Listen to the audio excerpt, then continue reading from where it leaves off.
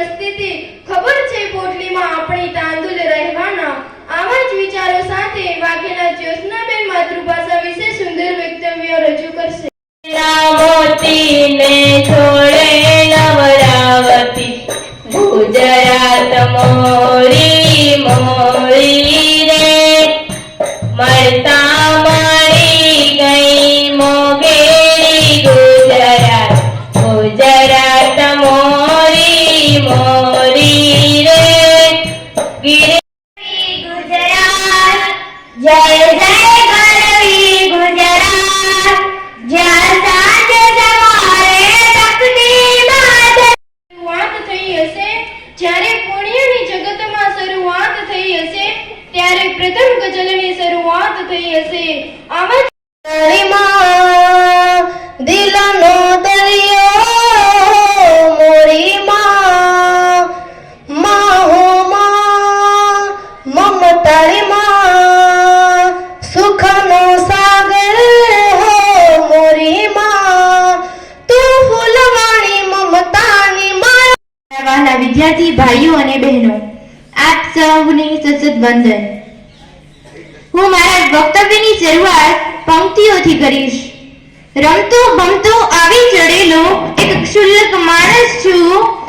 રમતો ભમતો આવી ચડેલો એક ક્ષુલ્લક માણસ છું. અંતમાં જોઈ આગળ વધતી નૈયા કે મછુવારો છું. માતૃભાષાના અર્થ પ્રેમ ને અક્ષર હૈયું દેનારો છું. માતૃભાષાના અર્થ પ્રેમ ને અક્ષર હૈયું દેનારો છું. શબ્દ દેહના મોતી વીણતો સાગરનો ઘૂમનારો છું. શબ્દ દેહના મોતી વીણતો સાગરનો ઘૂમનારો છું. માં ભાષામાં અર્થ પ્રેમ ને અક્ષર હૈયું દેનારો છું. ઉડું ગગનમાં ઊંચે ભાષા ગુર્જરનો ગુંજારો છું.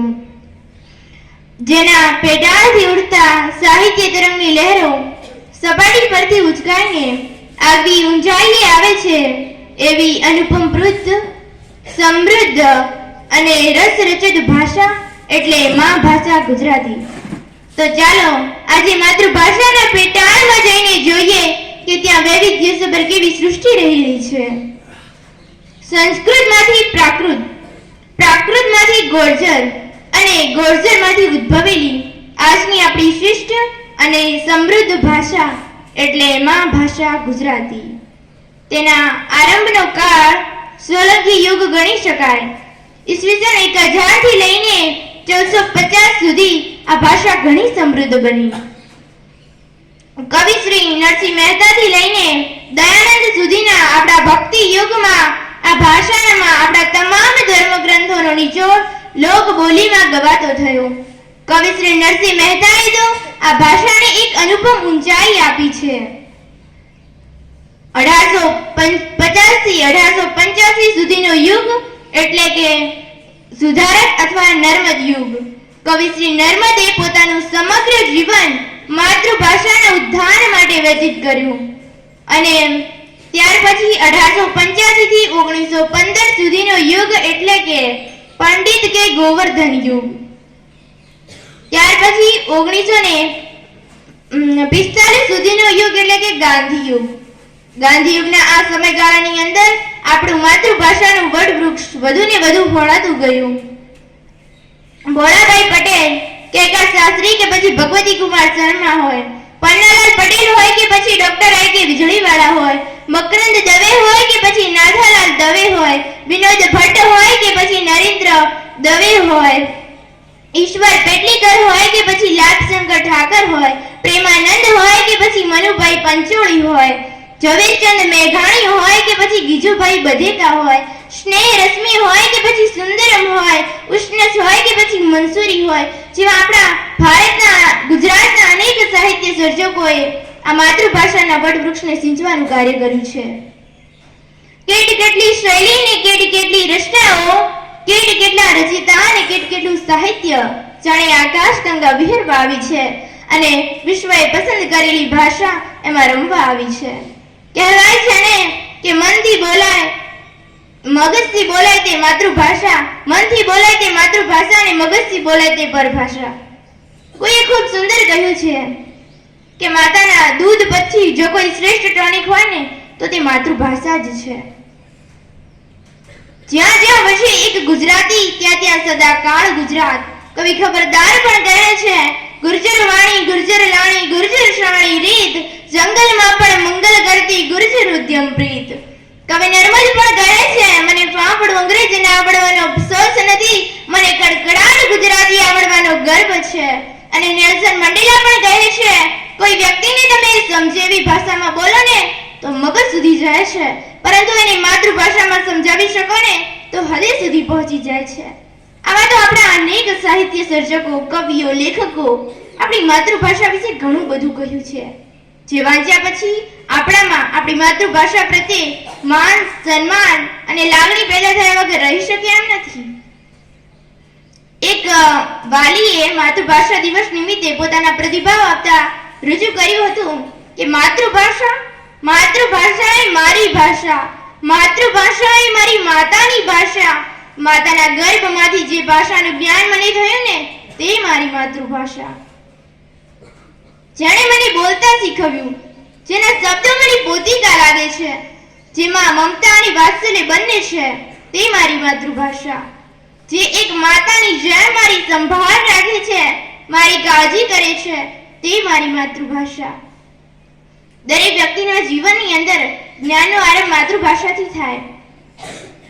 વ્યવહારનું જ્ઞાન પણ માતૃભાષામાં ખૂબ સરળતાથી મેળવી શકાય છે. મનના ભાવો પણ માતૃભાષામાં ખૂબ સહજતાથી રજૂ કરી શકાય છે. દરેક વ્યક્તિનો સર્વાંગી એટલે કે માનસિક, બૌદ્ધિક અને ભાષાકીય વિકાસ પણ માતૃભાષામાં ખૂબ સરળતાથી થઈ શકે છે. વળી દુઃખ કે સંકટના સમયે પણ માતૃભાષામાં મુખમાંથી સહજ ઉદ્ગારો સરી પડે છે. દરેક વ્યક્તિમાં માતૃભાષામાં બાળકનો સર્વાંગી વિકાસ ખૂબ સરસ થઈ શકે છે. વિચારોની મૌલિકતા અને વિચારોની સ્પષ્ટતા એ માતૃભાષામાં જ હોય છે. માતૃભાષા એ માતાના દૂધની જેમ પવિત્ર અને શ્વાસવર્ધક હોય છે. દરેક બાળકનો સર્વાંગી વિકાસ માતૃભાષામાં ખૂબ સરળતાથી થઈ શકે છે. મેં તારા નામનો ડહુકો અહીં છાતીમાં રાખ્યો છે, મેં તારા નામનો ડહુકો અહીં છાતીમાં રાખ્યો છે, પૂછવા ક્યાં દીધો છે કક્કો હજુ પાટીમાં રાખ્યો છે. કઈ કેટલાય મલક કૂદ્યા બધાની ધૂળ ચોટી, હજુય મેં મારો ધબકારો ગુજરાતીમાં રાખ્યો છે, હજુય મેં મારો ધબકારો ગુજરાતીમાં રાખ્યો છે. અને એટલે જ જેને વાંચવાથી મળે છે જિંદગી દિશા, જેને સાંભળવાથી કદી નથી આવતી નિરાશા, જેને બોલવાથી મળે છે નૂતન આશા, એવી પોષક અને પ્રેમાળ છે મારી માતૃભાષા, એવી પોષક અને પ્રેમાળ છે મારી માતૃભાષા. અંગ્રેજો આપણા દેશની અંદર રાજ કરતા હતા તે સમયની એક વાત છે. એક અંગ્રેજ અમલદાર ફરતો ફરતો શાળાની અંદર આવી ચડ્યો. તે એક વર્ગમાં પ્રવેશ કર્યો. વર્ગની અંદર શિક્ષક ભણાવતા હતા. તે શિક્ષકને અંગ્રેજીમાં પ્રશ્ન પૂછવા લાગ્યો. શિક્ષકે એમના પ્રશ્નના જવાબ અંગ્રેજીમાં આપવાના બદલે સંસ્કૃત બોલવા લાગ્યા. પરંતુ જ્યારે અંગ્રેજ અમલદાર સંસ્કૃત બોલવાનું શરૂ કર્યું ત્યારે શિક્ષક એમના પ્રશ્નના જવાબ સંસ્કૃતમાં આપવાના બદલે અંગ્રેજી બોલવા લાગ્યા. બાળકો આ બધું જોઈને આશ્ચર્યમાં પડી ગયા. તેમને નવાઈ લાગી. આખરે અંગ્રેજ અમલદારે વિદાય લીધી. ત્યાર પછી બાળકોએ એમના ગુરુજીને પૂછ્યું, ગુરુજી, જ્યારે મોટા સાહેબ અંગ્રેજીમાં બોલતા હતા ત્યારે તમે એના જવાબ સંસ્કૃતમાં આપ્યા, અને જ્યારે મોટા સાહેબ સંસ્કૃતમાં બોલતા હતા ત્યારે તમે એમના પ્રશ્નના જવાબ અંગ્રેજીમાં આપ્યા, આવું કેમ? ત્યારે ગુરુજીએ આછા સ્મિત સાથે જવાબ આપ્યો કે એમાં સ્વમાનનો સવાલ છે. જ્યારે તેઓ અંગ્રેજી બોલતા હતા ત્યારે મને લાગ્યું કે તેઓ પોતાની માતૃભાષા વાપરી છે, એટલે આપણે આપણી માતૃભાષાનું ગૌરવ તો હોવું જોઈએ ને.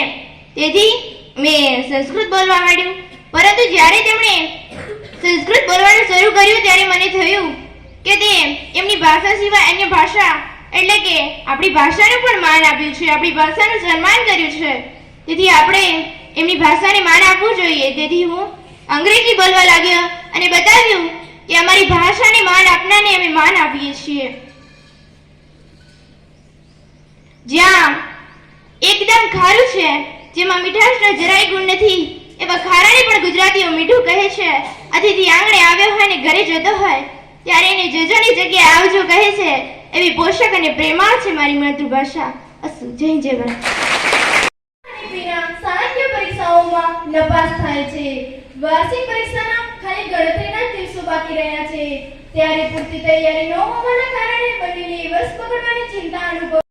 અક્ષરા, પરીક્ષાની તૈયારીઓ કેવી ચાલી રહી છે દોસ્તો? હમણાં બેનની તબિયત ખરાબ છે કે શું? કેમ ઉદાસ લાગો છો? પરીક્ષાની તૈયારીમાં તો શું હોય, સ્કૂલમાં સૌ કોઈ જાણે છે, અમે કાંઈ ઉકાળવાના નથી. બરોબર ને પીના? હવે તો અમારા ઉપર મમ્મી પપ્પા રોજ રોજ ગુસ્સો કરે છે. હા, કાલે જ ગણિતના શિક્ષકે કહ્યું હતું કે તમારે મગજ છે કે મતીનું, તમે કંઈ પાસ થવાના નથી, પણ તમારી જિંદગી તો બગડી જ ગઈ. તમારા મા બાપના અરમાનો પર પાણી ફેરવી દીધું. હવે ભણવાનું છોડી દો અને સવારમાં છાપા વાંચો કે કારખાનામાં મજૂરી કરવા માંડો. અરે દોસ્ત, આખો વર્ષ ભણાવ્યા હોવા છતાં જો આપણે 35 માર્ક્સ પણ ન લાવી શકીએ તો શિક્ષકો આપણા પર ગુસ્સે તો થવાના જ ને. શિક્ષકો અને માતા પિતાનો ગુસ્સો એ આપણા પ્રત્યેની લાગણી છે. તેઓ આપણને નિષ્ફળ થતા નથી જોઈ શકતા. તેઓ આપણને સુખી અને સફળ બનાવવા સતત ચિંતિત હોય છે અને આપણે જ મોજ મસ્તીમાં રહીને આપણા જ ભવિષ્ય માટે કાંઈ જ ન વિચારીએ તો શિક્ષકો અને માતા પિતા આપણા પર ગુસ્સે તો થવાના જ ને. તેમાં કોણ હવે પીના? ઓહ, કેમ છો ક્ષણે પીના? સંગીતાએ હમણાં જ વાત કરી કે તમને બંનેને નપાસ થવાની ચિંતા સતાવે છે એટલે તમે મારી પાસે આવ્યા છો. હા બે, અમારો આ વર્ષ બગડશે તો તમારી જિંદગી બગડી જશે. કોણે કહ્યું તે જિંદગી બગડી ગઈ? એક બાજી ભલે ही हार जाओ, હિંમત કભી ના હારના. શું તમને બંનેને ખબર છે, હું પોતે પણ 8મા ધોરણમાં નપાસ થઈ હતી એટલે મારા પિતા મારી પર ખૂબ ગુસ્સે થયા. મારી માતાએ મને બુદ્ધિ વગરની કહી. મારા શિક્ષકોએ મને એવા શબ્દો કહ્યા કે હું આખી રાત સૂઈ ન શકી. તો પછી તમે શું કર્યું?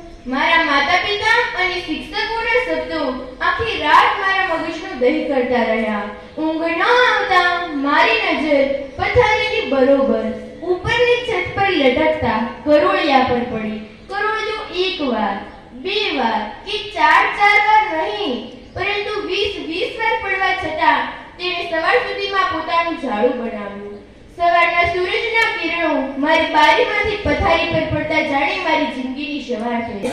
इतनी शक्ति हमें देना दाता, मन का विश्वास कमजोर होना, मन का विश्वास कमजोर होना. મારું કરવા આવ્યો છું અહીં પથ પરસે મધુર હવાની, ચહેરા ચમકે નવા નવા, રે જવું ન પાછો ઘેર જવા. આમ જ વિચારો સાથે આખું ગામ એના મૃત્યુદેહને માન આપવા માટે આજે ભેગું થયું છે. થાળમાંથી સેજ સજાવતા ફૂલો ધ્રુજતી આંગળીઓએ વેરાય છે. અમારી આંખો ગોરી ઢબ છે, આંસુને બહાર નીકળવાની મનાઈ છે. આજે અમારો પુત્ર સૂરજ દેશની રક્ષા કાજે શહીદ થયો, એના મૃત્યુની તો ઉજવણી હોય. અમારા જેવાના તો કેટલાય લાડકવાયો આજે યુદ્ધને મોરચે ખપી ગયા હશે અને એમાં કેટલાયના જડેલા મૃત્યુદેહો એ હિમાલયની કડકડતી ઠંડીમાં ગળતા હશે. તો અમે કેટલા ભાગ્યશાળી છીએ કે અમારો પુત્ર સૂરજ એની મા બ્રહ્મને ચરણે ધરવા માટે આજે સૂતો પણ આવી રહ્યો છે. હું સૈનિક આજે દેશની રક્ષા કાજે શહીદ થયો.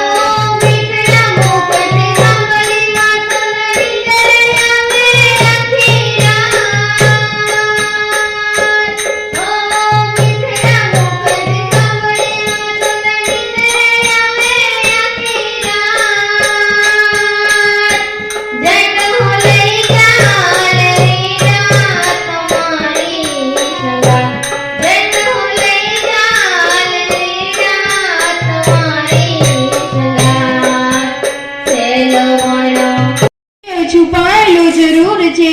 આવા જ વિચારો કાગળ પર ઘસી ચંદન કરું છું, બે ગઝલ બે ગીતના પુષ્પો ચડાવી માતૃભાષાને પ્રથમ વંદન કરું છું. મિત્રો, કાલે 21 ફેબ્રુઆરી એટલે કે માતૃભાષા દિવસ હતો. આ દિવસ નિમિત્તે અનેક શાળાઓ, મહાશાળાઓ અને કોલેજોમાં આ દિવસની ઉજવણી કરવામાં આવી હશે. પરંતુ શું આપણે બધા ખરા અર્થમાં આ માતૃભાષા દિવસ ઉજવી રહ્યા છીએ?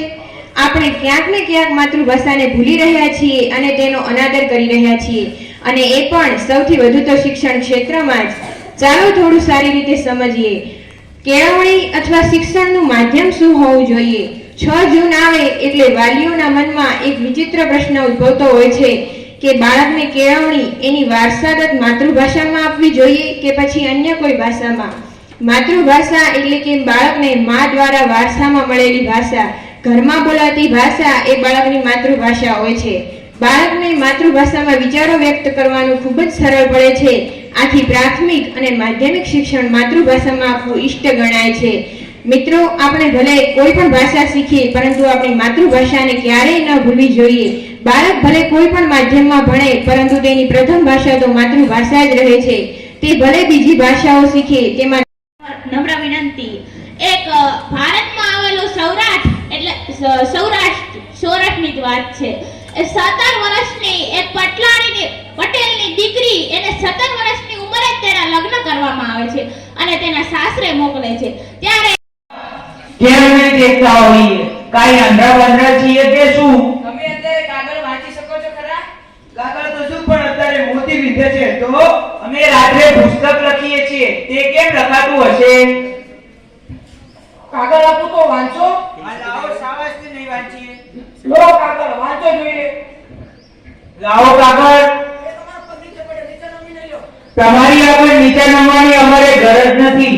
નમંતી બલિનો વૃક્ષા નમંતી ગુણીનો જરા શુષ્ક કાષ્ઠ મૂર્ખાષ્ઠ ન નમંતી કદાચન. લો કાગળ. જોજો ભાઈઓ, સુરદાસજી કાગળ વાંચે છે. ખરેખર વાંચે કે શું? એમાં તો ઝીણા અક્ષર છે. પેલા મોટા અક્ષરવાળો સાચો વાંચવા આપ્યો હોત તો ઠીક. નીચો હોય છે અને તે ગોખેલી માહિતીના આધારે અધ્યયન કરતો હોવાથી પોપટીયું જ્ઞાન મેળવે છે. આથી બાળકને માતૃભાષાથી વંચિત રાખવો